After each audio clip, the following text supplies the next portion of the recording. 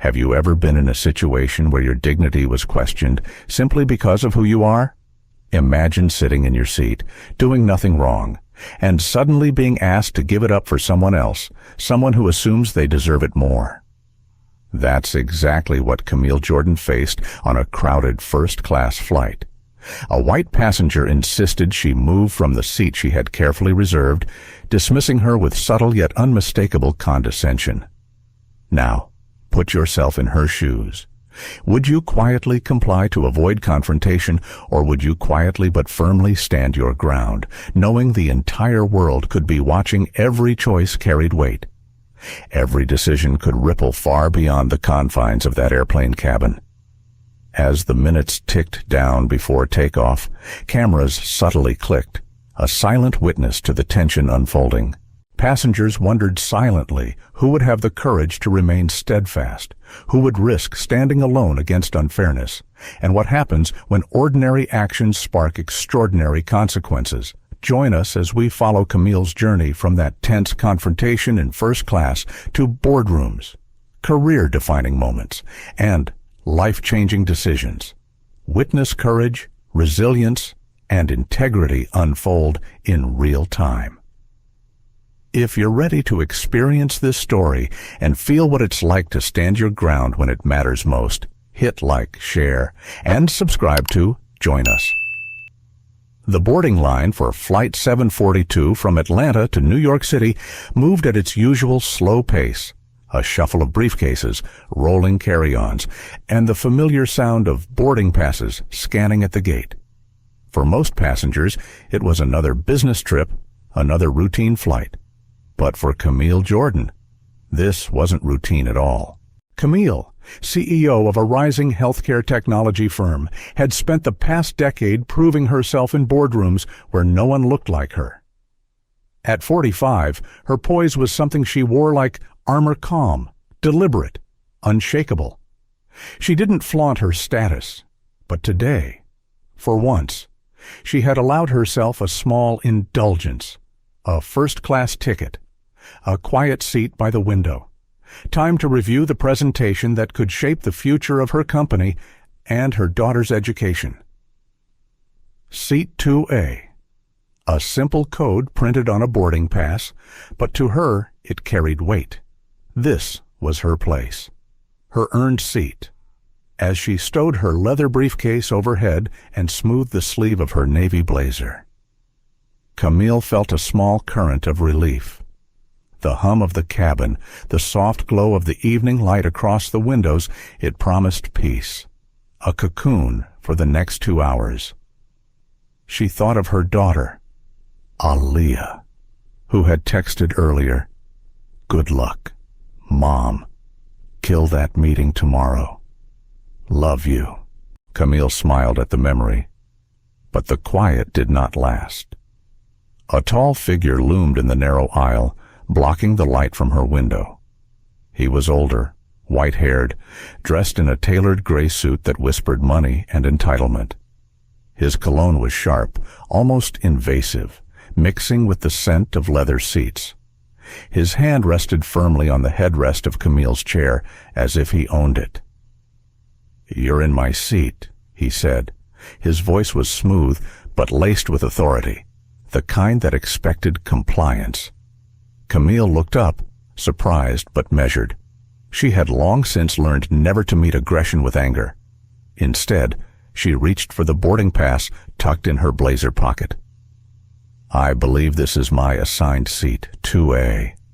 The man's lips pressed into a thin line.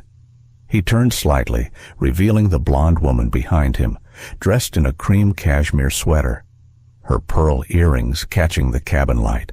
She hovered anxiously, her eyes darting toward the flight attendant approaching from the galley. "Must be a mistake," the man continued, his tone dropping into condescension. "My wife and I always sit together up front. Surely you can understand.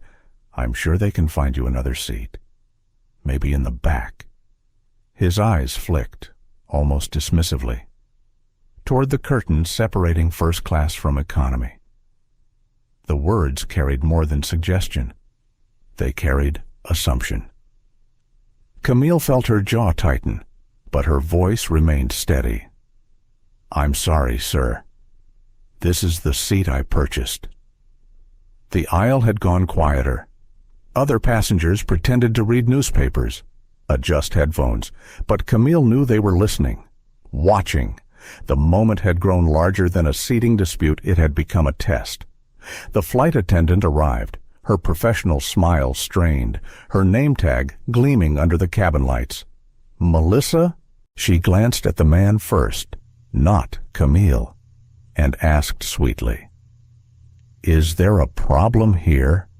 "Yes," the man said quickly, gesturing toward Camille as though dismissing her presence. "She's in the wrong seat. We need this route together." Melissa turned to Camille with an apologetic smile that didn't quite reach her eyes. "Ma'am, perhaps you wouldn't mind switching.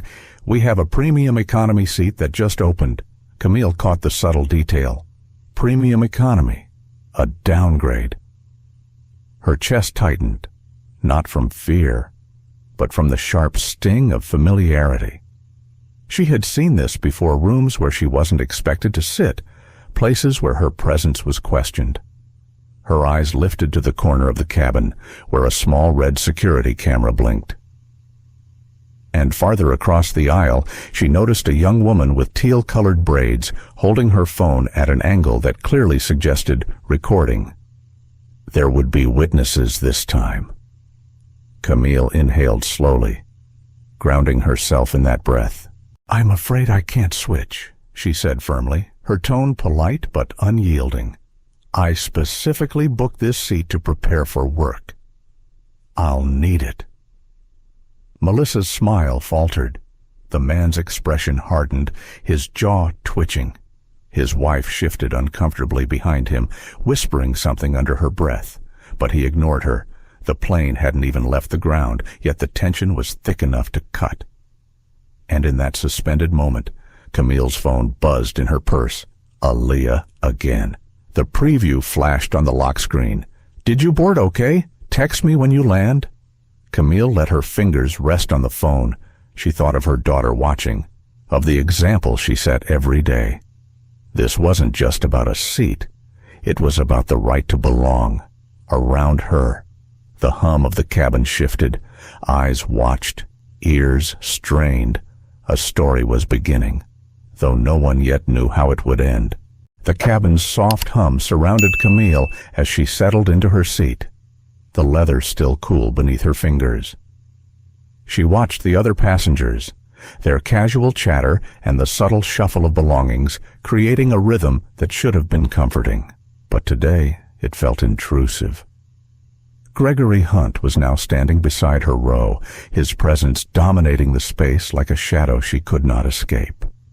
He leaned slightly, hand resting on the seat back as if asserting ownership, and spoke quietly, but with enough clarity for anyone nearby to hear. "This has to be a mistake. You really shouldn't be here." Camille looked up, her expression calm, measured. She had faced more subtle forms of dismissal over the years, boardrooms that ignored her ideas, presentations where her voice was drowned out by louder, whiter colleagues. This, she reminded herself, was simply another stage. "My seat is 2A, she said evenly, pulling the boarding pass from her blazer pocket. The light from the cabin ceiling reflected off the lamination, catching the red text that confirmed her right. "I booked this seat specifically to work during the flight. I'll need it." Gregory's lips pressed into a line. He gave a dismissive gesture toward the curtain separating first class from economy. "Your usual section," he said, almost sneering. Camille's chest tightened slightly, but she did not breathe in anger. Instead, she allowed herself a moment to glance at her laptop case resting by her feet. Inside, her presentation materials for a critical healthcare partnership awaited her attention, and any delay could ripple into lost opportunities, lost credibility. She thought of her daughter, Aaliyah, 17, brilliant, full of questions and dreams that only proper funding and mentorship could support. The cost of her first year at college loomed in Camille's mind like a shadow tuition. Books, dorm fees, a total over $50,000, not including the extra living costs. Every client meeting, every presentation, every moment of her professional life had been a step toward ensuring Aaliyah's future. The flight attendant approached, blonde hair pulled back into a precise bun, the uniform crisp, name tag shining Melissa. Her smile was professional, but forced. "Is there a problem here?" she asked, directing her attention more toward Gregory than Camille. "Yes," Gregory replied quickly, brushing Camille aside with a motion that spoke volumes. "We need this row. She's in the wrong seat." Melissa's eyes flicked to Camille, a fleeting trace of apology in the corner of her gaze. "Ma'am, perhaps you wouldn't mind switching. We have a premium economy seat available." Camille shook her head slightly. "I'm afraid I cannot. I specifically reserved this seat to prepare for work. I have a presentation immediately after landing." The cabin seemed to pause. Other passengers pretended to look at screens or magazines, but their glances betrayed interest.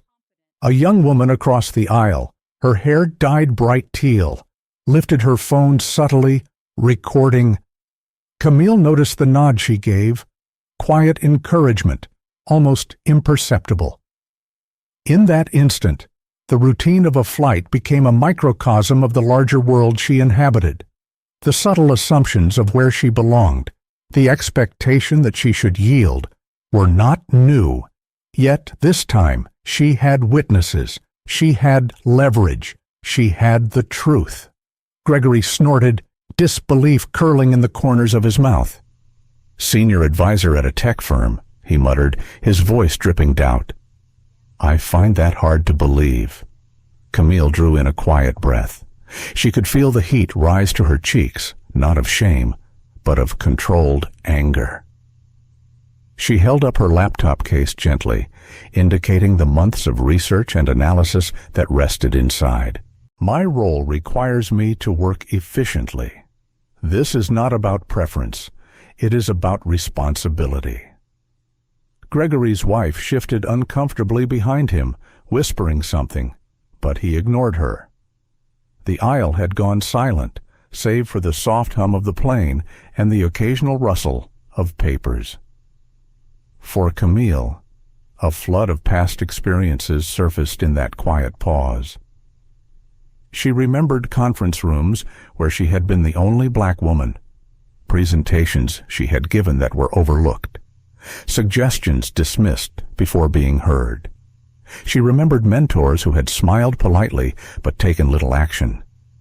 And she remembered Aaliyah waiting for her mother to provide stability, for her mother to be seen as capable, not tokenized. Melissa's posture wavered slightly, a professional mask slipping. "These are valued customers," she said, tone light, but eyes betraying uncertainty. Camille lifted a hand gently. "If you would like to sit together, perhaps the airline can accommodate you with adjacent seats elsewhere. I have a confirmed reservation for this seat." Her words were calm, precise, and carried an authority that came from decades of being underestimated and overlooked. Gregory's eyes narrowed, irritation flickering. "Do you know who I am?" he demanded. "I've held diamond status for years."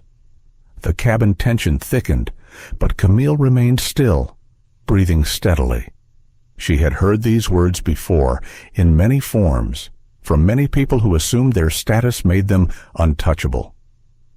Her mind wandered for a moment to the countless boardrooms, to the late nights spent proving herself, to the quiet victories no one else celebrated. A sharp voice cut through the tension. David Park, a pilot standing outside the cockpit, stepped forward. His presence commanded attention without shouting. "Ma'am, she has a confirmed reservation. Airline policy is clear. No passenger should be asked to move based on assumptions about status or appearance." Camille felt a subtle warmth in her chest. It was rare, this recognition from a stranger, this support. The young woman with teal braids steadied her phone, now recording clearly. Around them, the cabin began to exhale collectively, the weight shifting imperceptibly. Gregory's jaw tightened, veins pulsing at his temple. He opened his mouth, but the authority in David's voice held. Melissa's shoulders slumped slightly, her confidence in the wrong direction now shaken. Camille reached into her blazer, fingers brushing the edge of her phone. Aaliyah's message still lingered in her mind. Every moment she had persevered, every subtle slight she had endured, every time she had been told she did not belong. This was one of those moments where standing firm mattered, not for pride, not for ego, but for truth. And as she sat, calm, upright, unwavering, she realized something profound. The seat was hers. The space belonged to her. But more than that, her right to be seen, recognized, and respected extended far beyond this cabin, far beyond the flight. As the flight settled into a steady hum, Camille leaned back in her seat, letting her hands rest lightly on her laptop case. The cabin lights were soft, and the faint scent of coffee from the galley drifted past, mingling with the nervous energy of passengers quietly watching the scene unfold. For a brief moment, she allowed herself to exhale, though her mind refused to rest. Memories surfaced unbidden. Years ago, she had sat in conference rooms in Boston, a young executive fresh into the tech industry, the only black woman in the room. She had proposed innovations for healthcare data analytics, recommendations that could have saved hospitals millions. The room had nodded politely, scribbled notes, then turned away to their PowerPoints and charts. Recognition had been offered in tone, but never in action. She remembered one meeting vividly. The senior board members, all white, had looked past her as though she were invisible, while a colleague recited her exact ideas, claiming them as his own. Camille had smiled politely, thanked him for his insights, and moved on. She had learned then that talent alone was not enough. Persistence, patience, and strategy were what carried her forward. Her gaze drifted to the window, the city lights of Atlanta fading beneath the dusk. Aaliyah had once asked why her mother worked so hard, why she pushed against walls that seemed unmovable. Camille had explained as simply as she could, life often assumed who you were before you even spoke. One day, she said, you have to speak loudly enough that they cannot ignore you. And now, years later, seated in the first-class cabin, she faced another familiar test. This time, the stakes were not only professional, but deeply personal. If she ceded her seat, the concession would not be about comfort. It would be a tacit acknowledgement that her place, her worth, was negotiable because of the color of her skin. She could not give that away. Her thoughts wandered again, to the night she had received the news of her promotion to CEO of her company. It had been a private celebration, just her and Aaliyah. She had recalled her father's words from years ago. They may not see all you carry, but they will see the results. That night, she had promised herself that she would never let anyone diminish her accomplishments, regardless of the cost. Camille's hand moved to her laptop case, feeling the embossed logo of her company. Months of work were inside financial forecasts, product development roadmaps, partnership proposals. This was not just a flight. It was a battleground where her authority, her dignity, and her future were all being tested simultaneously. Gregory Hunt had shifted slightly in the aisle, muttering under his breath, his tone dripping with disbelief. A CEO at your age, hard to believe? Camille's lips curved into a quiet smile, not mocking, but acknowledging the irony. Years of proving herself in spaces designed to overlook people like her had prepared her for this moment. She could feel the strength of decades of discipline coursing quietly beneath her calm exterior. She glanced briefly at Melissa, the flight attendant. The faint falter in her posture betrayed uncertainty, a crack in the armor of habitual compliance. Camille understood this reaction intimately. She had seen it mirrored in countless workplaces where assumptions guided behavior more than facts. And then there was David Park, standing firm just outside the cockpit door. He had the presence of someone who understood authority but wielded it responsibly. His intervention had shifted the energy in the cabin subtly but significantly. Camille drew confidence from his support. The hum of the plane became almost hypnotic, a rhythmic reminder that the world continued, indifferent yet observant. Passengers checked watches, adjusted blankets, shuffled papers, yet the tension between her and Gregory remained palpable. She remembered the countless nights spent preparing for meetings that could make or break her company, balancing conference calls with school schedules, keeping Aaliyah's dreams afloat while pushing her own boundaries. She had learned to calculate every step, anticipate objections, and anticipate bias. Every slight, every microaggression had been a lesson in strategy, a roadmap to resilience. Aaliyah's text flashed again. "Are you okay? Don't let anyone stress you out. I know you'll handle it." Camille's fingers hovered over the screen, a bittersweet smile forming. Her daughter's faith was a tether to her humanity, reminding her that every decision carried significance beyond herself. In that moment, the stakes were crystal clear. This was about modeling dignity and resistance, showing that surrender was never a default option. Gregory shifted, leaning slightly closer. "This is ridiculous. Do you have any idea who I am? I expect to be accommodated." Camille met his gaze evenly, her voice calm, tempered, yet firm. "I have an idea, and I expect to be respected. My seat is 2A. That is not negotiable." The cabin seemed to hold its collective breath. Even those pretending not to notice had stopped shuffling. The quiet was broken only by the soft click of cameras from phones, recording, observing, witnesses to truth, silent but powerful. Her mind flashed to her first major client pitch as CEO, the one where her team had doubted her ability to lead. She had spoken not with arrogance, but with clarity, weaving together technical knowledge, strategic insight, and empathy for her clients' challenges. That day, she had earned respect not through intimidation, but through undeniable competence.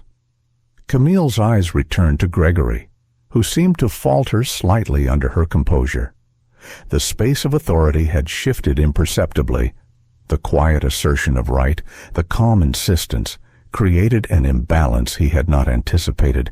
She allowed herself a small, almost imperceptible exhale. This battle was not yet over, but the first ground had been claimed.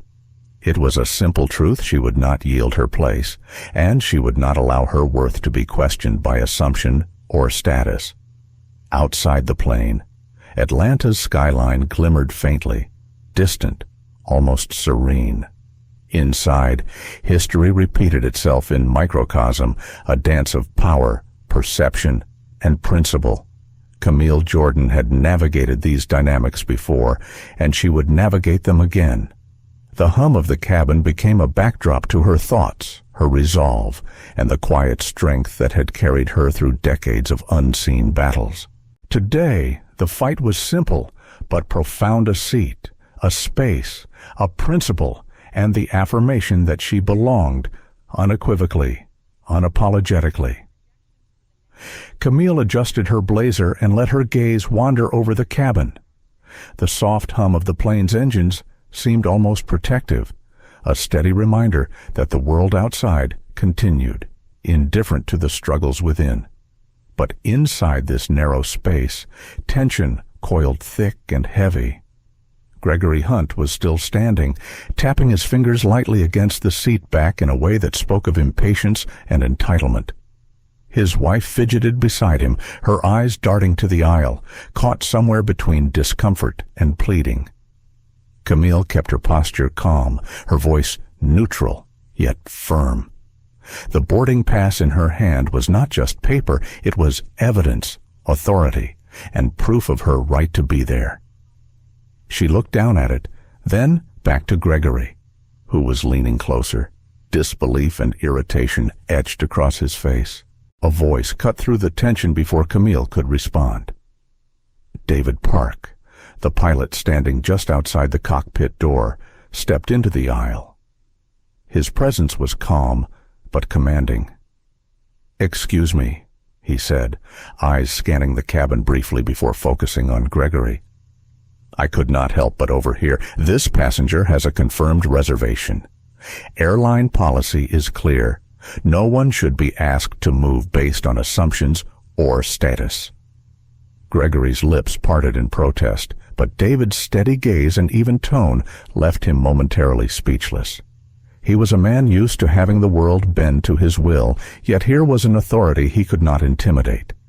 Camille felt a subtle relief, but it was tempered by the knowledge that the situation was far from over. Melissa, the flight attendant, stood slightly behind Gregory, her smile tight and professional.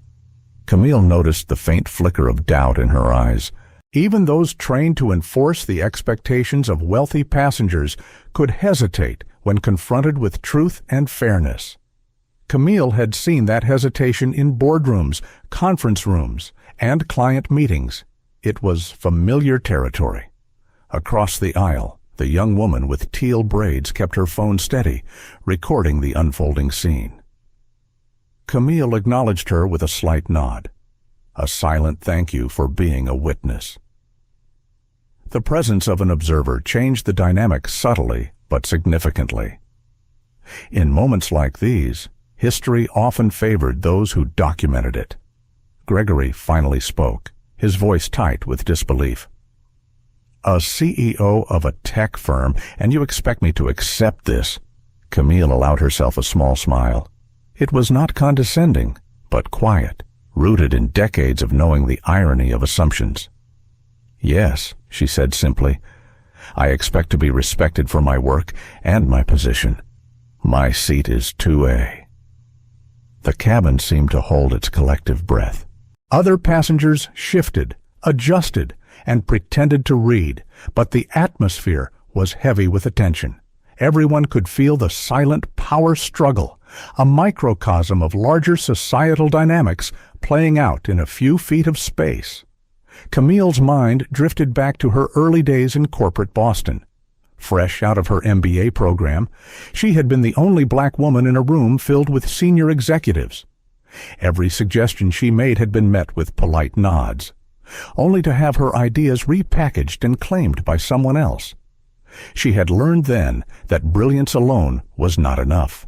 Strategy, timing, and resilience were equally important. She had to stand firm, repeatedly, to be recognized. Now, in this small plain cabin, she faced a similar challenge. The stakes were smaller in some ways, just a seat, but in another. They were magnified by the presence of witnesses and by the subtle lesson she was modeling for her daughter.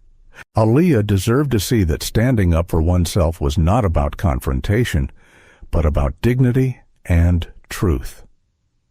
Gregory's frustration became more visible.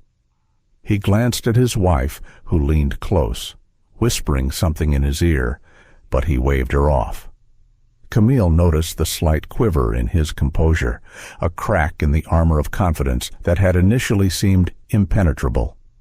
David Park remained a quiet pillar of support, his eyes scanning the cabin occasionally, ensuring that decorum was maintained and that Camille was protected without unnecessary escalation. Camille appreciated the nuance he was there, firm and unwavering, but not aggressive. Melissa cleared her throat. "Sir, perhaps there's another arrangement we can make. We have open seats in first class just a few rows back." Gregory's mouth opened, then closed. He muttered under his breath, frustration clear. The polite suggestion felt like a challenge to his authority, an unspoken refusal to bend reality to his desires. Camille's internal dialogue remained calm. Every microaggression, every assumption, every dismissive glance she had endured over the years had led her to this moment. She did not need to prove anything to Gregory. She only needed to hold her ground. She allowed herself a brief reflection. This was more than a seat. It was a test of integrity, of perseverance, and of the quiet power she had cultivated over decades. It was a reminder that sometimes the right action was to stay still, to resist, and to let authority, truth, and witnesses align in your favor. Passengers around the cabin were now subtly engaged. Phones were held, whispers exchanged, but no one interfered directly. Camille knew the impact of being observed. It often forced accountability. She also knew that systemic change, in small and large ways, often started with moments like this, where one individual's quiet insistence could ripple outward. Gregory finally straightened, his hands gripping the seat backs. "I will be speaking to corporate about this. Completely unacceptable." His voice carried sharp and indignant, a contrast to Camille's composed presence. Camille nodded slightly, her expression serene. "You have every right to voice concerns," she said softly. "I have every right to keep the seat I purchased." David Park nodded to Camille discreetly, a gesture of silent respect. The cabin, once tense with anticipation and potential conflict, now seemed to pulse with quiet acknowledgement. Camille's choice to remain firm had shifted the power dynamic without a single raised voice. As the flight continued its taxi and prepared for takeoff, Camille allowed her gaze to wander to the skyline beyond the window. The city lights of Atlanta were fading behind her, but in her mind, the memory of countless boardrooms, difficult negotiations, and personal sacrifices filled the space. This seat, this moment, was a microcosm of a lifetime of asserting her right to belong, to be recognized, and to be respected. She felt a quiet satisfaction. The battle was ongoing, but this was the first victory. In the small, enclosed world of the plane cabin, integrity and calm had prevailed over entitlement and assumption. And in the quiet, Camille allowed herself to imagine the future not just for herself, but for her daughter, for others who would follow in her footsteps, who would see this moment and know that standing firm could ripple beyond the immediate. The plane had reached cruising altitude, and the soft vibration of the engines filled the cabin. Camille settled deeper into her seat, her fingers brushing the edge of her laptop case. Yet the tension from earlier refused to dissipate. Gregory Hunt sat nearby, still muttering, still casting sidelong glances that carried both disbelief and simmering frustration. Camille allowed herself a quiet internal sigh. She had been in situations like this countless times before, moments where entitlement and assumption collided with reality. Only now, the difference was that this moment was being captured. Across the aisle, the young woman with teal braids had her phone raised, recording everything. Camille noticed the subtle nod she gave, a small but meaningful gesture of solidarity. The presence of witnesses added an unexpected layer of protection, a quiet power that could not be ignored. Gregory shifted in his seat, lowering his voice but not his indignation. "You can't expect people to just accept this. I'm a long-term member. My wife and I always sit here." Camille's eyes lifted, calm but piercing. "I understand your frustration. I respect your loyalty to the airline, but I also have a confirmed seat, purchased fairly and legally. That seat is not negotiable." The cabin had grown unusually quiet. Passengers, once absorbed in magazines and devices, were now subtly attentive. Some held their phones up, recording small snippets of the exchange. Others whispered softly to their companions. Camille felt the ripple of awareness spreading. This was no longer just a personal confrontation, it had become a public assertion of rights, a quiet statement of accountability. Melissa, the flight attendant, stood near Gregory, her smile strained.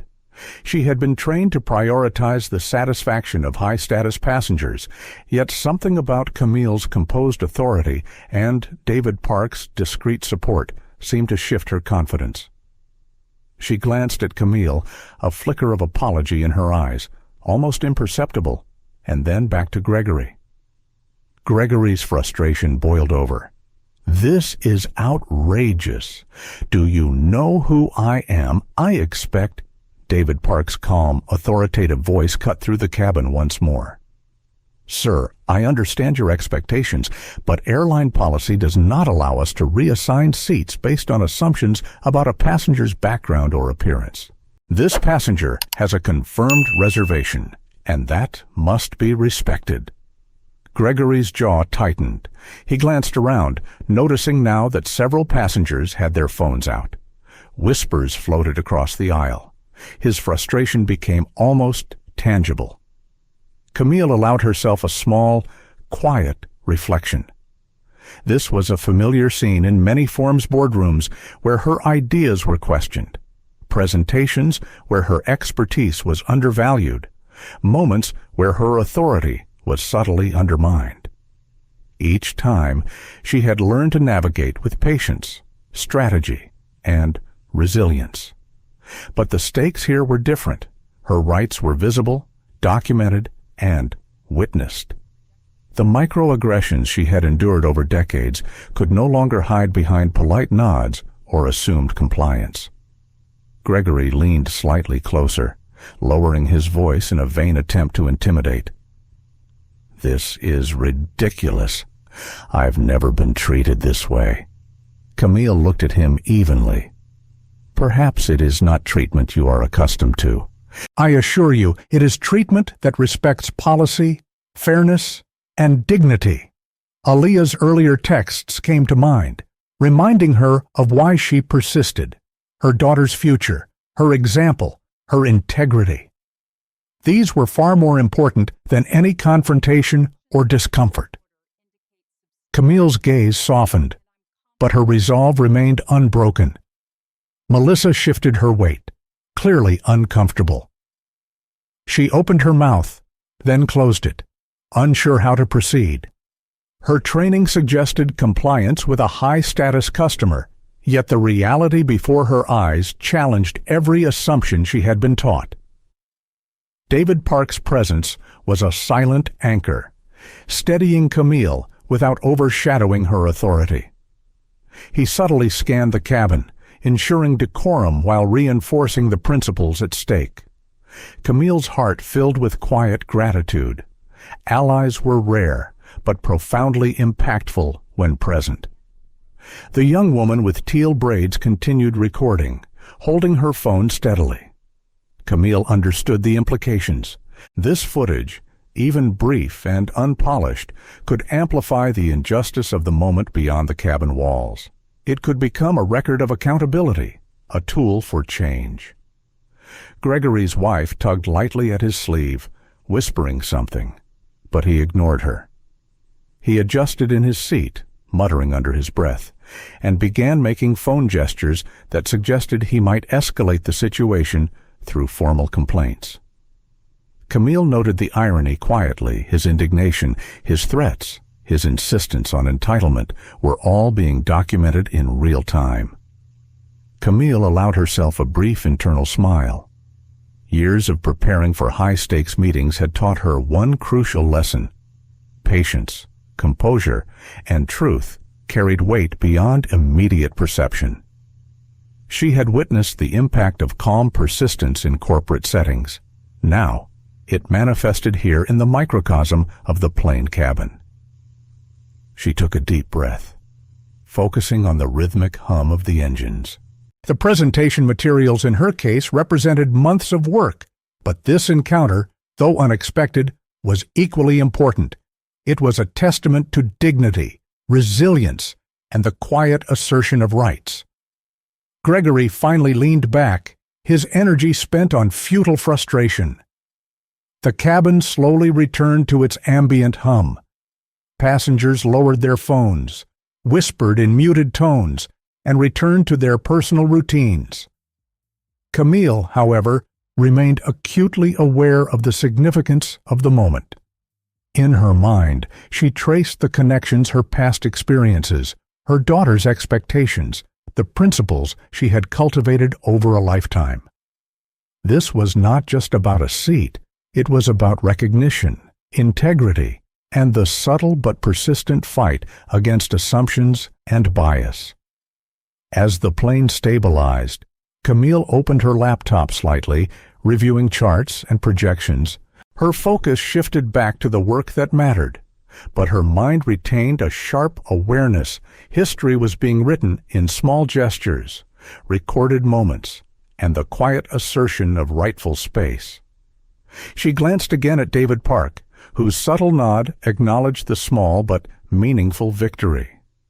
It was enough to remind her that one act of quiet courage could ripple far beyond immediate consequences. The descent into New York City was smooth, yet the tension in the cabin remained palpable. Camille Jordan sat upright, her hands folded neatly over her laptop case. Outside, the skyline of Manhattan began to shimmer through the clouds, the towering skyscrapers a reminder of the city's relentless energy. Inside, the microcosm of the flight still carried the aftershocks of confrontation. Gregory Hunt fidgeted beside his wife, muttering under his breath. His repeated glances toward Camille conveyed disbelief, indignation, and a sense of loss he could not fully articulate. He had assumed the world would bend to his entitlement, yet here, in the constrained aisle of a commercial plane, he had met resistance he could not command. Melissa, the flight attendant, hovered uneasily nearby, her crisp uniform immaculate, but her confidence visibly shaken. Camille noticed the slight tremor in her posture, the subtle avoidance of eye contact, and she recognized the pattern. It was familiar, seen countless times in boardrooms where people in power faltered when confronted with integrity and truth. David Park, standing slightly apart near the cockpit, maintained a calm, commanding presence. His quiet vigilance reinforced Camille's sense of authority without overshadowing it. She appreciated the balanced support without dominance, affirmation without intrusion. Across the aisle, the teal-haired young woman lowered her phone. The recording was complete, but the significance of the documentation lingered in the air like an invisible current. Camille reflected on the irony. A moment that could have been dismissed or forgotten was now preserved, a witness to injustice, integrity, and resistance. Gregory finally spoke, his voice rising with frustration. "I've been a loyal customer for over a decade. How dare you?" Camille met his gaze evenly. "Your loyalty is noted and respected, but my seat is 2A, purchased and confirmed. That is not negotiable." The cabin fell into a tense quiet, punctuated only by the soft click of overhead lights adjusting as the plane approached the airport.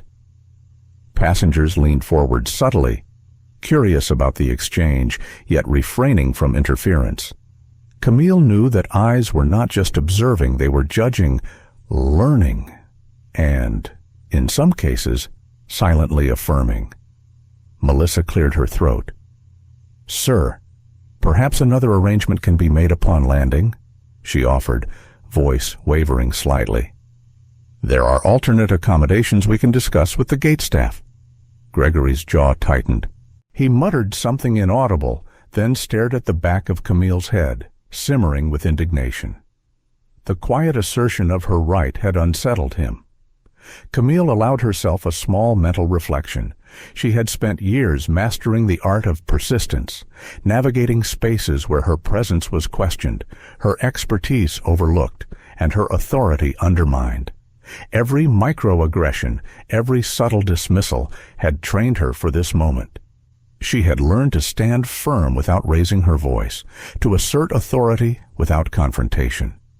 She thought of Aliyah, who would one day read about moments like this and understand the significance of steadfast dignity.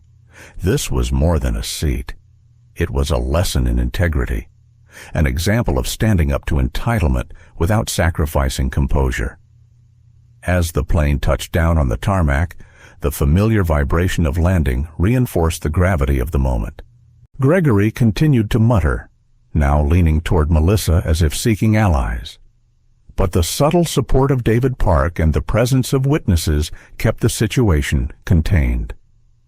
Camille allowed herself a quiet glance at the recording device across the aisle.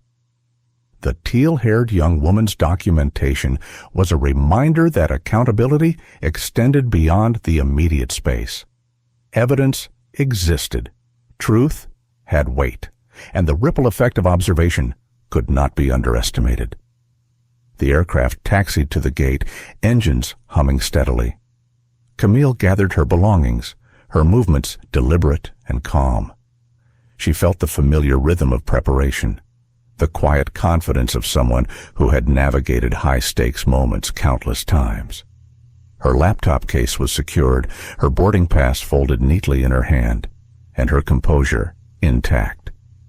Melissa gestured toward Gregory.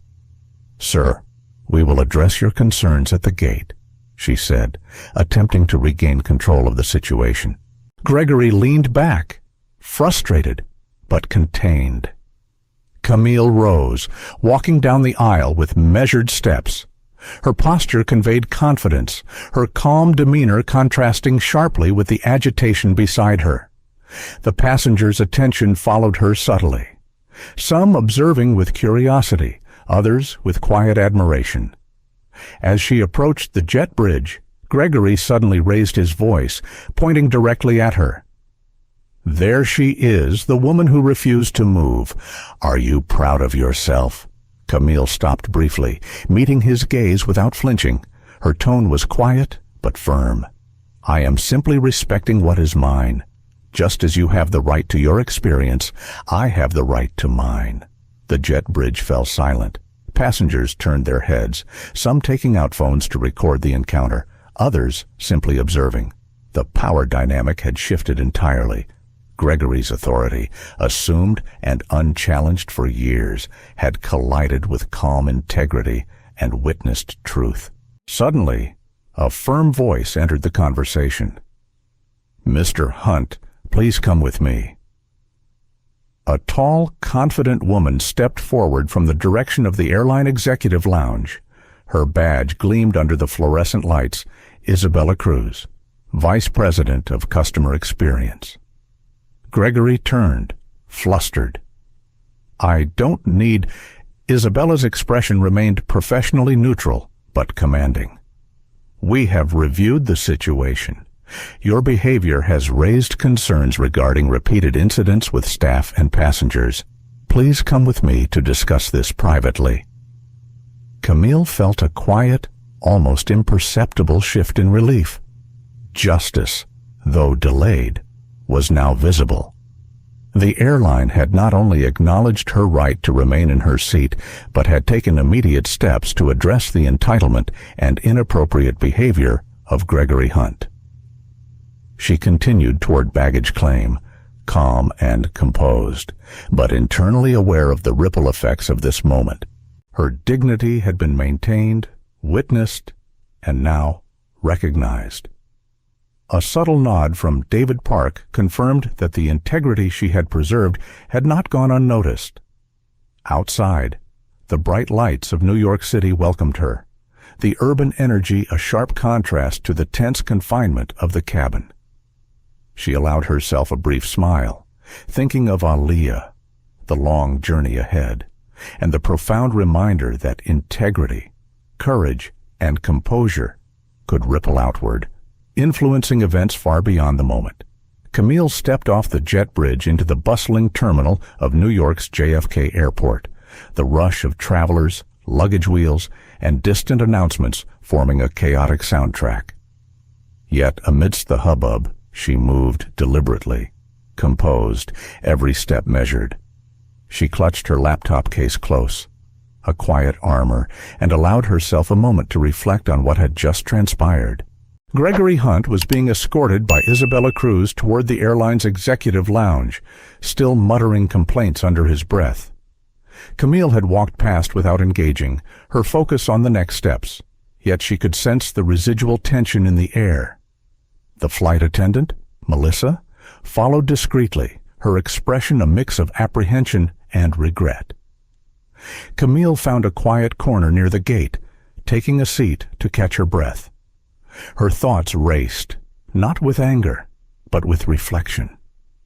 This confrontation had been unexpected, yet it had revealed much the persistence of entitlement, the subtle biases that could influence behavior, and the importance of allies willing to stand firm for fairness.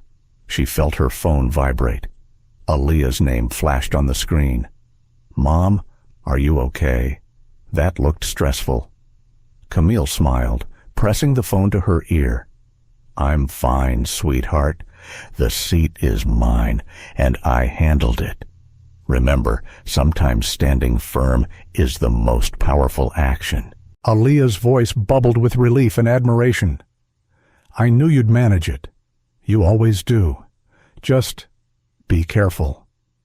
The exchange reminded Camille why these moments mattered beyond themselves. It was not just about a seat, a passenger, or airline policy. It was about modeling integrity, demonstrating that fairness could prevail even against the weight of assumption and entitlement. Minutes later, a message arrived from Isabella Cruz's office. Camille had expected some follow-up, but the contents exceeded her anticipation. The airline had conducted an internal review of Melissa's behavior and Gregory Hunt's repeated complaints over the past several years. Documentation from other staff members, passenger reports, and the video recording taken during the flight all corroborated a troubling pattern. Isabella's note was precise due to repeated incidents and the final documented encounter. Melissa would be terminated. Gregory Hunt's diamond status with the airline was under review pending further investigation. The airline's leadership wanted to ensure accountability, emphasizing that policy and respect for all passengers were non-negotiable. Camille felt a quiet surge of vindication. It was never about retribution, but about recognition of her right to exist in spaces she had lawfully earned.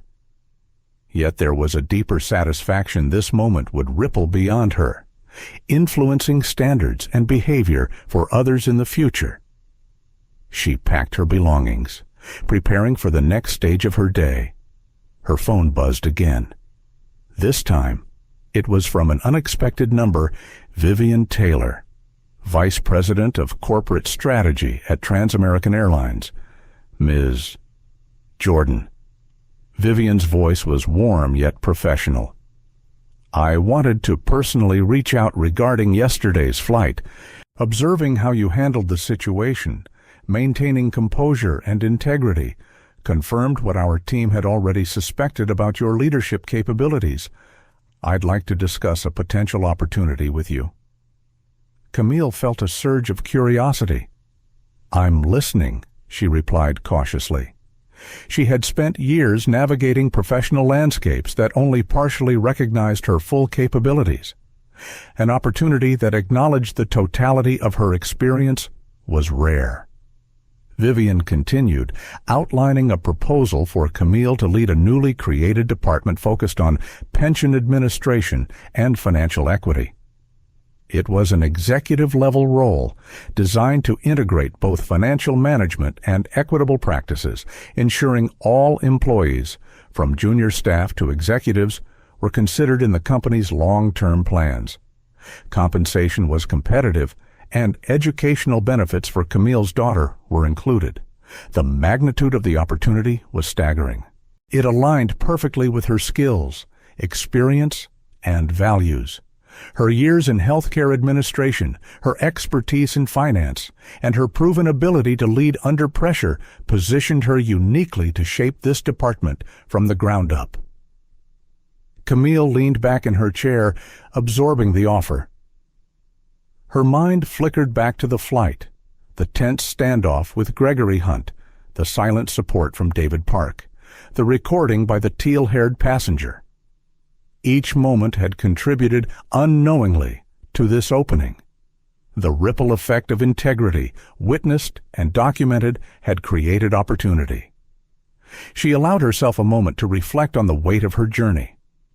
Years spent navigating predominantly white corporate spaces, being underestimated, overlooked, and often marginalized, had built resilience, strategic acumen, and empathy. This position offered not just professional advancement, but a chance to implement meaningful change on a scale she had long envisioned. Camille's fingers hovered over the phone screen.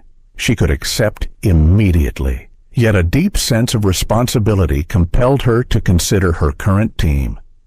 Reynolds Financial, her current company, had been her home for over a decade. Leaving abruptly would disrupt clients, colleagues, and ongoing initiatives. Her loyalty demanded careful transition. Vivian's voice broke through her thoughts. I understand this is significant. Take the time you need to make the decision, but know that we see your full capabilities, and we value what you bring beyond any single title or department. Camille smiled softly. Thank you, Ms. Taylor. I appreciate your understanding. I will give this the thoughtful consideration it deserves. After ending the call, she glanced at the bustling terminal once more. The city outside, full of relentless energy and possibility, mirrored her own path. Her professional trajectory, once constrained by assumptions and underestimated potential, now had space to expand fully. She thought of Aliyah again, imagining her daughter's pride and excitement. This opportunity could secure not only their future, but also create a model of equity and leadership for countless others. Camille realized that standing firm on that flight, maintaining integrity, and demonstrating competence under pressure had been more than a personal victory.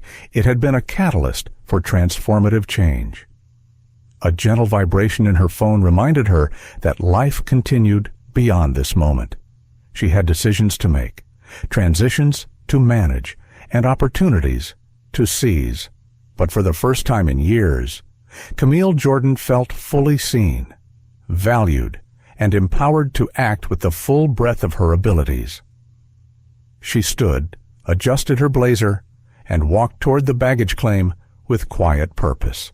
The world outside the terminal was vast and unpredictable, yet for the first time in a long while, she carried a sense of certainty within herself. The confrontation, the accountability, and the opportunity now converged into a singular moment of possibility.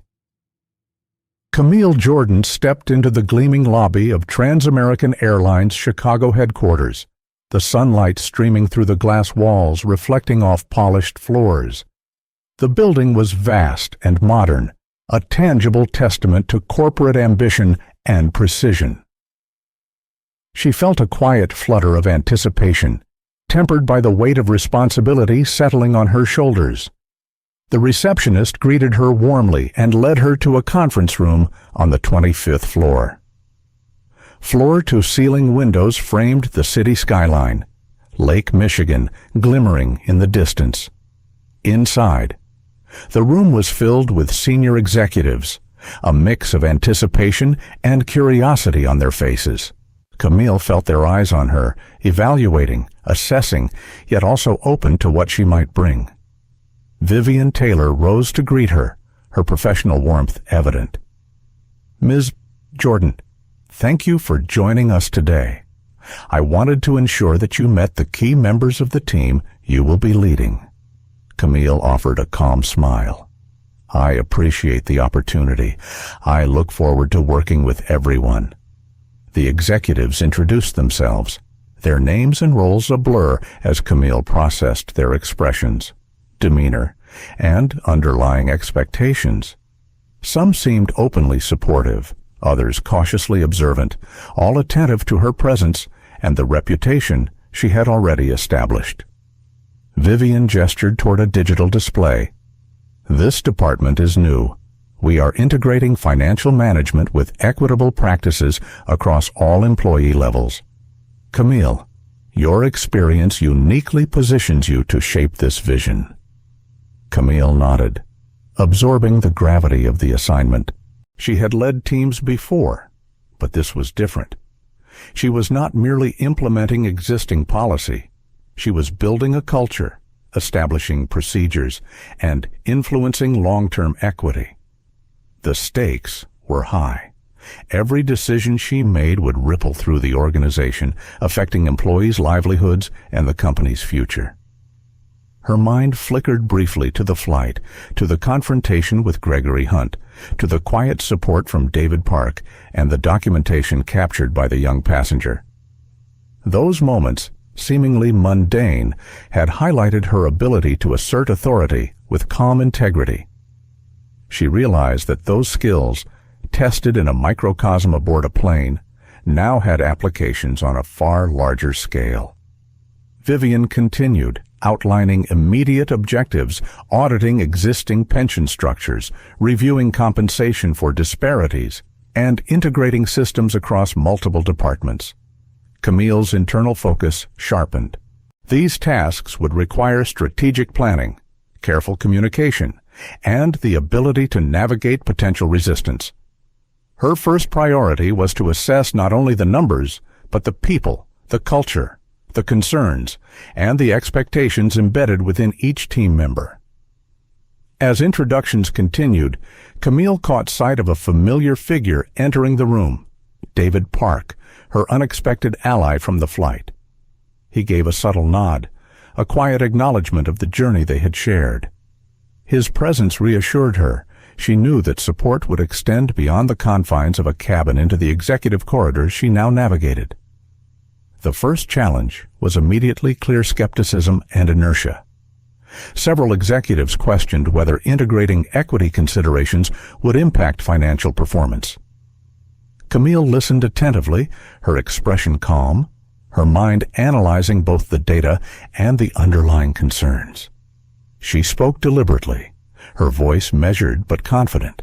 Equity is not a trade-off with performance. When all employees feel valued and supported, engagement and productivity rise. Our financial systems must reflect the diversity of experience and contribution within this company, not just aggregate numbers. A pause followed.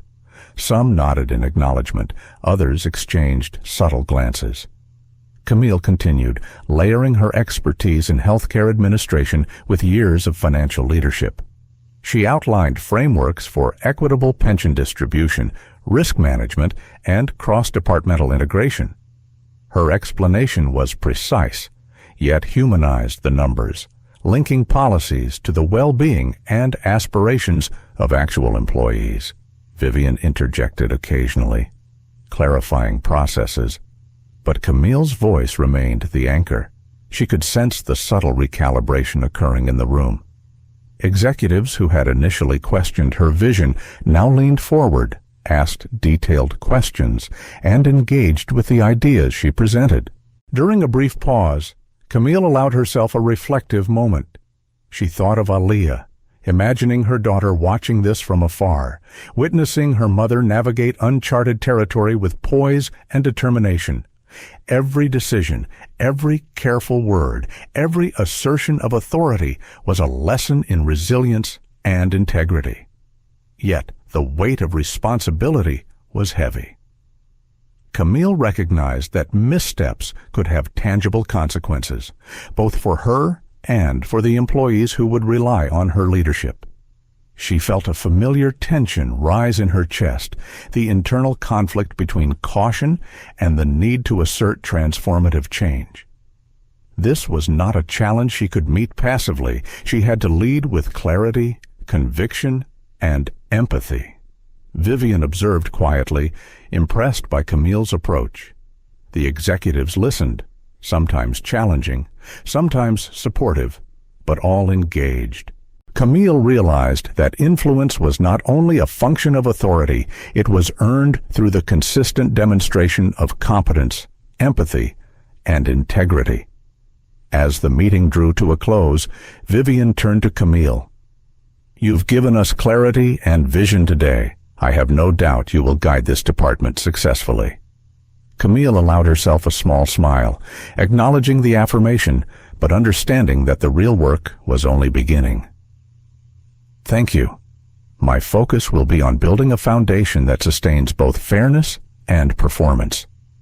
It's not just about policy, it's about people." The executives began to leave, conversations resuming elsewhere in the office, but the energy in the room had shifted. Camille felt the subtle but tangible influence of her presence, a reminder that careful preparation, integrity, and strategic insight could reshape perceptions and expectations. Later, alone in her new office, Camille allowed herself a quiet breath. She looked out over the city, reflecting on the journey that had brought her here from overlooked meetings in Boston to a tense flight with entitlement and bias, to this moment of professional authority.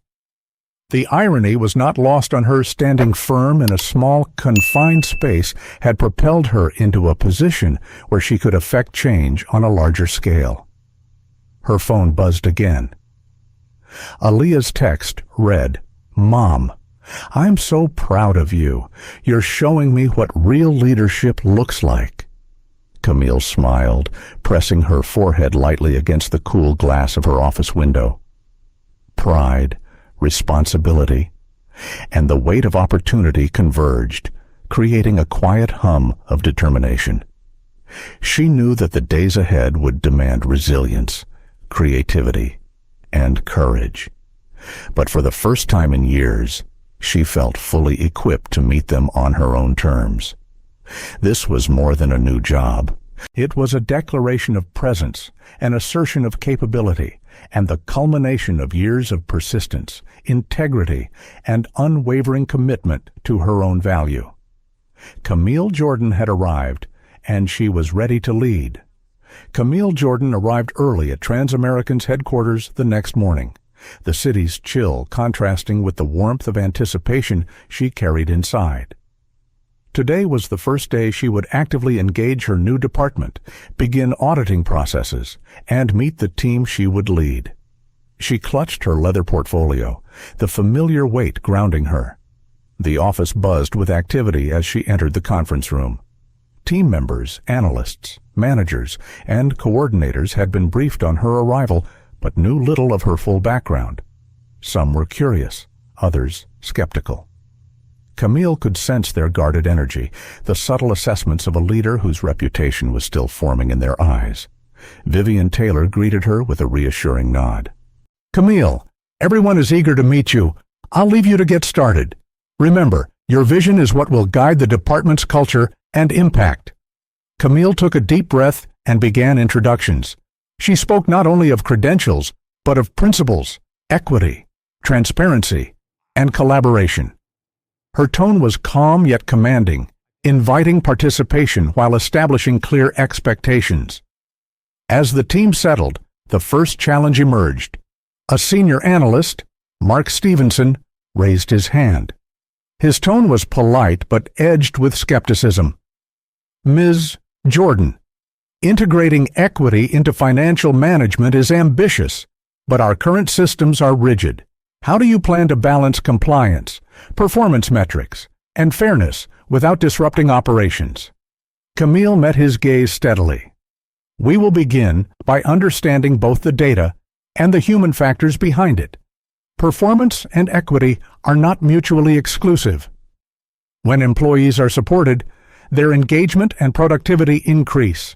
Our approach will identify gaps, address disparities, and implement solutions that enhance both fairness and efficiency." A murmur of acknowledgement ran through the room. Camille could sense the shift. Skepticism was being tempered by curiosity and cautious optimism. She understood these dynamics well, the tension between established norms and the introduction of transformative ideas. As the morning progressed, Camille dived into audits, reviewing pension distributions, compensation packages, and historical records. Disparities became apparent. Certain departments favored long-standing employees while inadvertently disadvantaging newer hires, disproportionately affecting women and employees of color. She noted patterns in the data, cross-referencing them with interviews and surveys she had requested. The task was immense, yet Camille approached it methodically. Each discrepancy was not just a statistic, it represented a real person, a career trajectory, and a livelihood. The weight of responsibility pressed on her, but it was a pressure she had trained to channel into focus and strategy. Midday. A message from Reynolds Financial arrived. Camille opened it cautiously, aware that her transition from her former company could complicate relationships. The email was succinct but pointed. "Camille, we have noticed your departure and your new role. Your insights into pension management were valued here, and your absence is being felt. If you wish to discuss transitional support or potential collaborations, contact us at your discretion. Alan Mercer, Director." Camille's mind flickered with conflicting emotions. Reynolds had been her professional home for 15 years, yet they had never fully recognized her complete capabilities. Her proposals, insights, and innovative ideas had often been overlooked, dismissed, or repackaged without acknowledgement. She realized the irony. The company now expressed regret only after she had stepped into a position where her influence could create tangible change elsewhere. She set the message aside and refocused on her team. The day was far from over, and the responsibility in front of her was immediate and pressing. Her team was waiting for guidance, for clarity, and for the strategic vision she had promised. Afternoon brought a practical challenge: implementing a pilot program to integrate equity analysis into compensation reviews. Camille guided the team through scenario modeling, risk assessments, and solution proposals. Mark Stevenson's skepticism softened, replaced by engagement as Camille's explanations connected theoretical principles with practical outcomes. Yet subtle resistance remained. Some team members had been entrenched in legacy processes and viewed any change with caution. Camille anticipated this, having navigated similar dynamics in her previous roles. Her approach was deliberate. She acknowledged concerns, provided data-driven rationale, and framed change as an opportunity rather than a threat. During a short break, Vivian Taylor reappeared. "Camille, I wanted to check in. How's the team responding?" Camille allowed herself a measured smile. "There's curiosity, skepticism, and cautious optimism. They are engaged, but change always brings friction. The important part is they see that I am not here to dictate, but to collaborate, and that our work is grounded in fairness and tangible outcomes." Vivian nodded approvingly. "Exactly. Leadership is as much about managing people and expectations as it is about managing numbers." Later, as the day drew to a close, Camille returned to her office for a quiet reflection. The Reynolds email lingered in her mind, a reminder of the complex interplay between recognition, opportunity, and timing. She realized that her path forward was not just about implementing policies, but also about navigating relationships. Both new and old, Aaliyah called, her voice full of excitement and curiosity. "Mom, how's your first day going?" Camille smiled. "Challenging, inspiring, and full of learning. I'm meeting new people, building trust, and starting to implement ideas that matter. It's a lot, but exactly what I hoped for." Aaliyah's laughter filled the line. "Sounds like you're unstoppable. I'm proud of you." Camille set the phone down, taking a deep breath. The weight of responsibility was immense, but the clarity of purpose gave her strength. The twists of the day, from confronting entitlement on a flight to stepping into a role with the power to enact meaningful change, had shaped her path in ways she had only begun to appreciate. Her office window framed the city skyline as dusk approached. the lake shimmering with the fading light. Camille Jordan felt the convergence of past experiences, present opportunities, and future possibilities. The challenges of the first day had revealed the gaps, the potential, and the commitment required.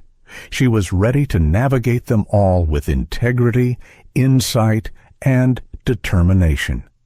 The following morning, Camille Jordan arrived at Trans-American Airlines Chicago headquarters with a renewed sense of purpose. The first week had been a whirlwind: introductions, audits, strategy sessions. But today, she would take the first tangible steps in transforming her department. Her team was assembled in the conference room, papers and laptops spread across the table. Eyes followed her as she entered. Some were eager, others cautious, still adjusting to a leader who demanded both excellence and integrity. Camille greeted each member with warmth, establishing a balance of authority and approachability. Vivian Taylor joined briefly. Camille, this session will set the tone for your department. Make sure the team sees your vision in action. Camille nodded, taking a deep breath. She opened her laptop and projected the preliminary equity audit she had prepared. Charts, graphs, and annotated reports detailed disparities in pension distributions, compensation allocations, and employee advancement patterns. The numbers were stark, but Camille emphasized context behind each data point was a person, a career, a life. Mark Stevenson leaned forward. Interest peaked. These gaps are significant.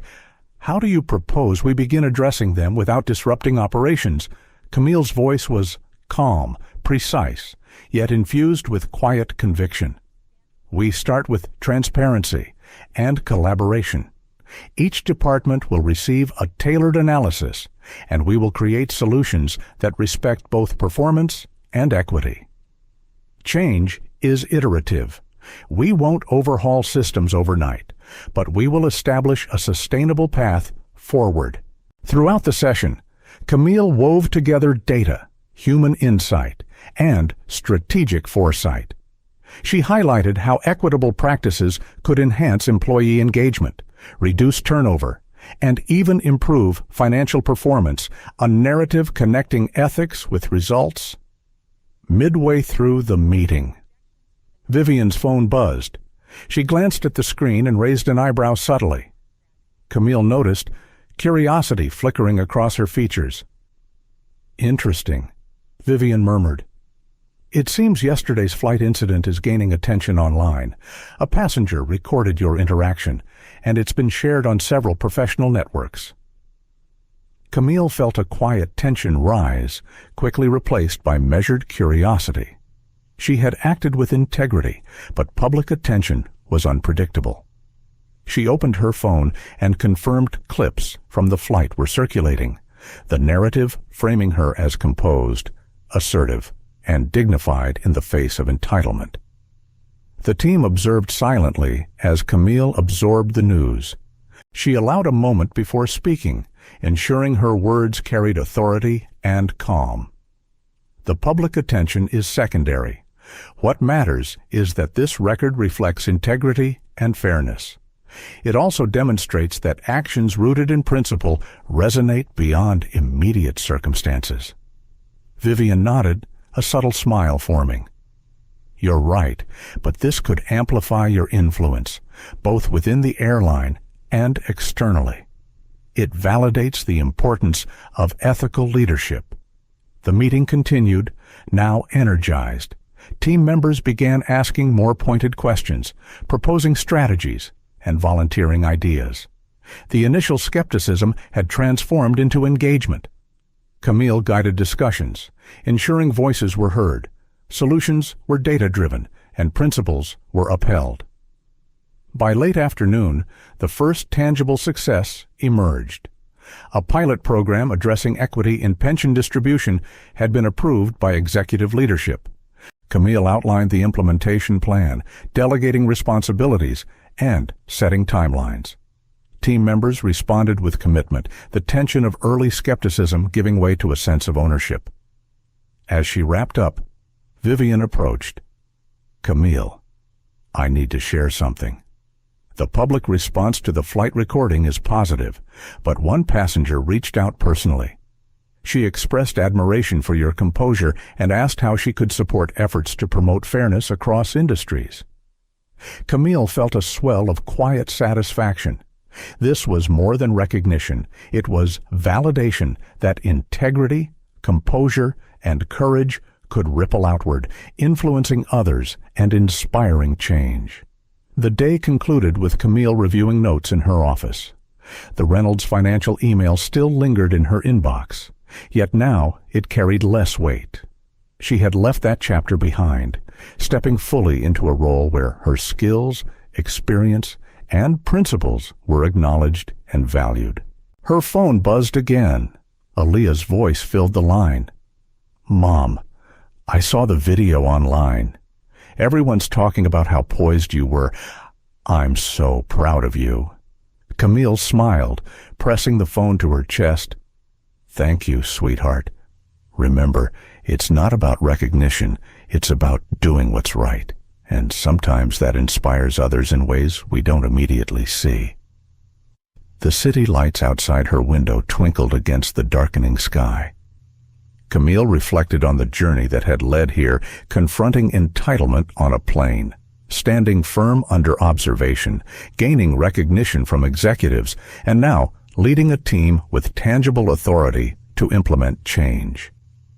Her mind wandered briefly to Reynolds Financial. The email from Alan Mercer seemed less pressing now.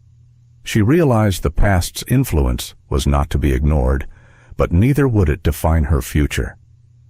Camille Jordan had carved a space where her integrity, competence, and leadership were visible, acknowledged, and respected.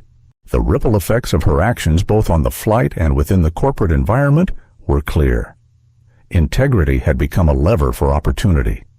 Composure had become a tool for influence. Courage had created a platform for meaningful change. Camille allowed herself a final glance around the office before leaving for the evening. The team's engagement, the executive support, and the growing external recognition reinforced a central truth. Principled action, even under pressure, could transform not only individual circumstances, but entire systems. She walked toward the elevator, heart steady, mind focused. The city awaited, full of challenges and opportunities. Yet for the first time in years, Camille Jordan felt fully aligned with her purpose, capable of leading change with both clarity and compassion. The following morning, Camille Jordan arrived at her office with a mixture of anticipation and determination. Overnight, the recording of the plane incident had gone viral across social media platforms and professional networks.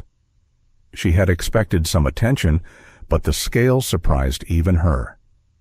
Messages of support, admiration, and curiosity flooded her inbox, along with a few cynical or critical comments. Vivian Taylor stopped by her office, a tablet in hand. Camille, the online response is overwhelming. It's positive, but also increasing pressure on you and the airline. There's even been a few inquiries from media outlets asking for statements. Camille nodded, her expression calm. I anticipated this. We handle it with transparency, integrity, and minimal personal exposure. The focus remains on the principles and processes we are implementing. As she reviewed her notes for the day, a message from Alan Mercer at Reynolds Financial appeared on her screen. The tone was measured but pointed. Camille, your visibility has increased dramatically. The board would like to schedule a discussion regarding your departure, transitions of responsibilities, and the potential impact on client accounts. Please advise availability. She reflected quietly. Reynolds had been her professional home for 15 years. She had navigated bias, overlooked proposals, and subtle marginalization with patience and competence. Yet the email underscored a familiar dynamic recognition often arrived only after her absence became noticeable. Camille's thoughts flickered between the past and the present, Leaving Reynolds was not simply a career choice, it was a deliberate step to exercise her full capabilities in a space that valued them. Vivian observed her reflection in the glass wall and offered support. Camille, these pressures are natural when someone with your experience and integrity steps into the spotlight. Remember, your leadership and vision are what will carry this department forward. The morning session involved Camille presenting a detailed roadmap to her team. She outlined the integration of equity into pension administration, highlighting actionable steps and measurable outcomes. Charts depicted disparities. Timelines illustrated interventions, and flowcharts demonstrated cross-department collaboration. Mark Stevenson, still initially skeptical, now leaned in with genuine curiosity. This framework is ambitious, but it's clear you've considered both operational realities and ethical imperatives. How do you plan to address resistance from other divisions? Camille replied thoughtfully. We approach resistance with dialogue, evidence, and demonstration. Change is rarely instantaneous, but consistent transparency, measurable results, and empathy build trust over time. The goal is alignment, not conflict. As the team absorbed the plan, Camille's phone buzzed. A message from Vivian. We've received a formal inquiry from a journalist regarding yesterday's viral recording. How do you want to handle it? Camille considered the options carefully. Public commentary could amplify positive influence, yet it risked shifting focus from the work of the department to her persona. She typed a brief response. Acknowledge the recording, highlight integrity, and defer detailed commentary to the department's initiatives. Focus must remain on process and principles. Shortly afterward, an official statement from Reynolds Financial arrived in Camille's inbox. It was surprisingly candid. Alan Mercer acknowledged her contributions, expressing gratitude for her 15 years of service and recognizing that her departure coincided with a time of growing visibility and impact.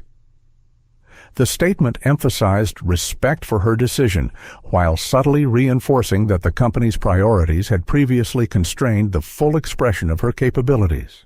Camille read the statement with mixed emotions. Validation, recognition, and regret intertwined, a familiar pattern in her professional journey. She saved the message for reflection later and returned to guiding her team through the day's tasks. By mid-afternoon, the first tangible progress emerged. Camille's pilot program for equitable pension administration had been reviewed and approved by executive leadership. She led her team in preparing internal communication, implementing monitoring systems, and establishing cross-departmental liaisons. The work was meticulous, strategic, and deeply human-centered. She paused briefly to consider the ripple effect of recent events. The viral flight recording had not only elevated her visibility but also demonstrated the power of composure, integrity, and principled action in real-world scenarios. Her leadership now carried both the responsibility of organizational transformation and the public's expectation of continued excellence. Aaliyah called, her youthful voice tinged with excitement and pride. Mom, people are talking about you everywhere. You're inspiring others to stand up for themselves. Camille smiled, feeling a quiet warmth. It's not about me, sweetie. It's about integrity, fairness, and accountability. But I appreciate your support. It strengthens me to lead with clarity. As the day drew to a close, Camille reflected on the balancing act ahead. Leading a newly created department, managing public attention, and navigating the legacy of her former company were complex challenges. Yet she recognized the convergence of opportunity, skill, and experience that had brought her to this point. Vivian Taylor returned to Camille's office. Camille, you've handled the first wave of public attention and internal alignment admirably. Tomorrow, we will begin stakeholder meetings across divisions to solidify buy-in for the equity initiatives. Camille nodded.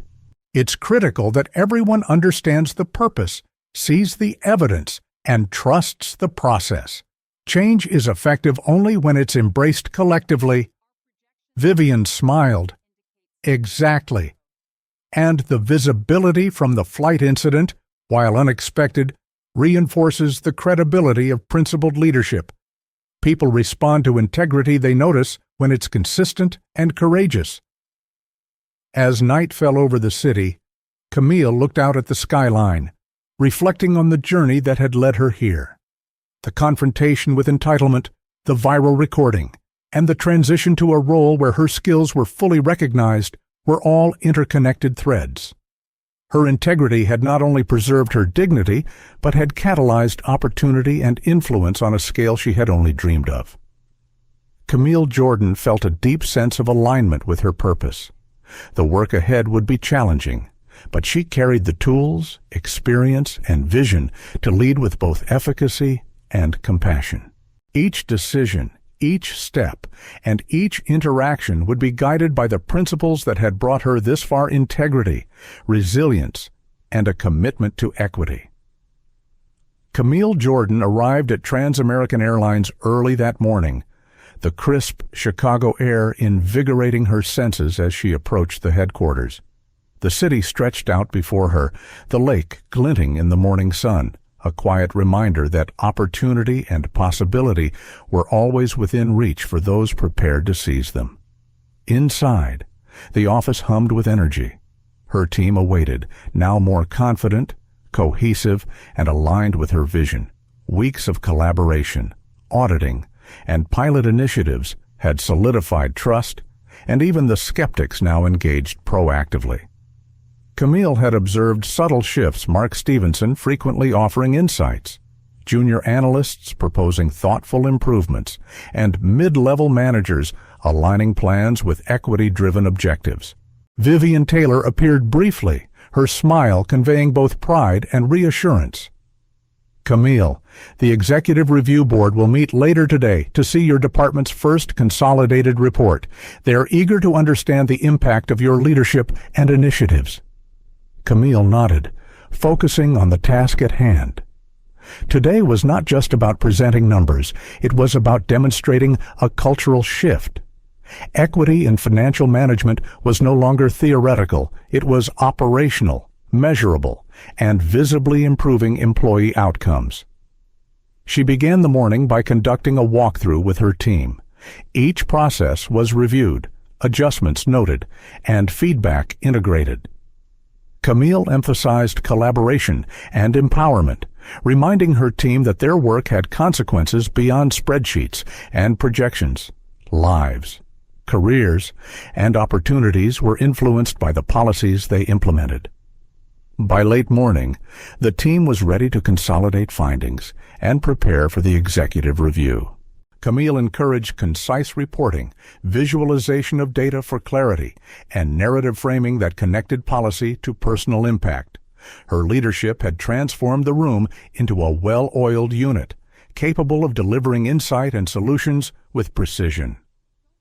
As they prepared for the presentation, a buzz of activity caught Camille's attention. Messages from social media, professional networks, and news outlets had increased overnight. The viral flight recording, once a source of curiosity, had now reached senior corporate audiences across industries, highlighting Camille's composure, integrity, and strategic mind. Vivian leaned over, her tone low but steady. Camille, external interest is growing. Your approach is being cited as a model of leadership under pressure. We need to be mindful of how we frame public communications. Camille's expression remained composed. The focus remains on the work. Recognition is welcome, but our priority is measurable change and sustainable processes. The afternoon brought the executive review. Camille's team presented first, data clear, narratives compelling, and strategies actionable. Camille guided discussions, answered detailed questions, and highlighted tangible progress in pension administration and equity implementation. Executives exchanged glances, nodding in acknowledgement. Vivian observed quietly. impressed by Camille's ability to balance rigor, empathy, and authority. Questions that might have previously exposed flaws were met with well-prepared explanations, grounded in research, experience, and foresight. During a short break, a note arrived from Alan Mercer at Reynolds Financial. It was succinct yet meaningful. Camille, we have been following your progress at Transamerican. Your leadership and vision are evident. Congratulations on the measurable impact your initiatives have achieved. Alan Mercer. Camille allowed herself a quiet moment of reflection. The acknowledgement, long overdue, was validating, but also a reminder of how delayed recognition could often be in traditional corporate environments. She placed the message aside, choosing to focus on her present and future rather than past frustrations. The executive board reconvened. Their questions now focused on implementation timelines, cross-department collaboration, and scalability. Camille guided the discussion seamlessly, her team confident and engaged. By the conclusion of the session, the board expressed full support, commitment to resources, and authorization to expand the equity initiatives across additional departments. Vivian Taylor approached her afterward. Camille, they are impressed. Your vision is now formalized within the company's strategy, and your leadership is recognized at the highest level. Camille allowed herself a faint smile. It's a team effort. The policies, the processes, the collaboration, all of it matters. Leadership is only meaningful when it empowers others. Later, Camille returned to her office to reflect on the journey. Her mind wandered back to the flight incident with Gregory Hunt. The confrontation, the calm assertion of her rights, the documentation, and the support from David Park had all catalyzed a chain of events leading to this moment. She recognized how resilience and integrity, even in small-scale situations, could generate far-reaching impact. Her phone buzzed again. Aaliyah's voice came through, bright and excited. Mom, I read about you in a leadership article. People are talking about your department and the difference it's making. You're showing the world how principled leadership works. Camille laughed softly, touched by her daughter's admiration. Thank you, sweetheart. Remember, change starts with integrity and patience. What we do may inspire others, but it requires dedication and empathy. As evening approached, Camille walked through the office, pausing to speak briefly with team members. Each conversation was affirming analysts who had once hesitated, now expressed confidence. Mid-level managers acknowledged newfound clarity, and support staff conveyed appreciation for processes that considered their well-being. Camille realized that leadership was not just about policy, it was about cultivating trust, respect, and shared purpose. The final task of the day involved reviewing media coverage. Articles highlighted Camille's leadership style, her integration of equity into complex financial systems, and her calm handling of the viral flight incident. External recognition reinforced internal validation. Her influence was both substantive and visible. Camille allowed herself a moment of quiet reflection by the office window. The city lights shimmered against the darkening lake, a metaphor for potential illuminated by action. She thought of Aaliyah, David Park, Vivian Taylor, and her team, each connection a testament to the collaborative nature of meaningful change. Her gaze returned inward. Camille recognized that the journey was ongoing. Challenges would arise, resistance would persist, but she now held the authority, vision, and integrity to navigate them. Standing firm, acting with principle, and guiding with empathy had created a platform not just for personal success, but for sustainable organizational transformation. Camille Jordan turned from the window, the reflection of the city behind her. She had arrived not merely as a leader in title, but as a catalyst for equitable change, a model of principled action, and a mentor for those who would follow.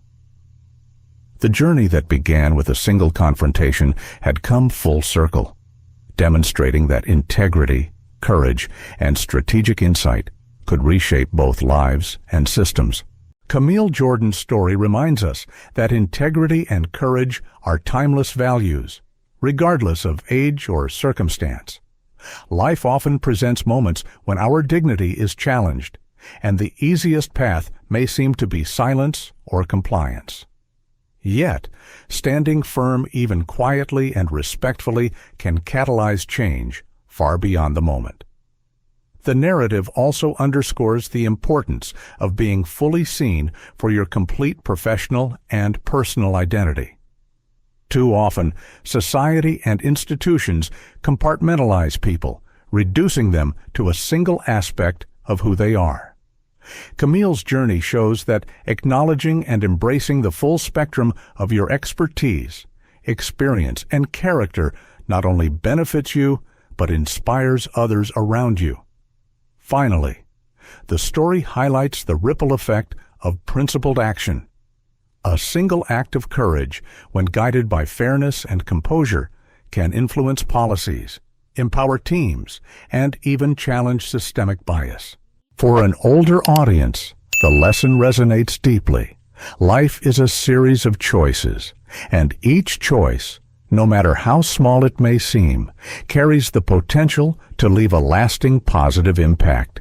Stand firm, act with integrity, and trust that your quiet courage can spark meaningful change in the world around you. Thank you for watching and joining us on this inspiring journey. If Camille's story moved you, please like, share, and subscribe to our channel. Your support helps us continue sharing stories of courage, integrity, and resilience that empower and inspire viewers everywhere.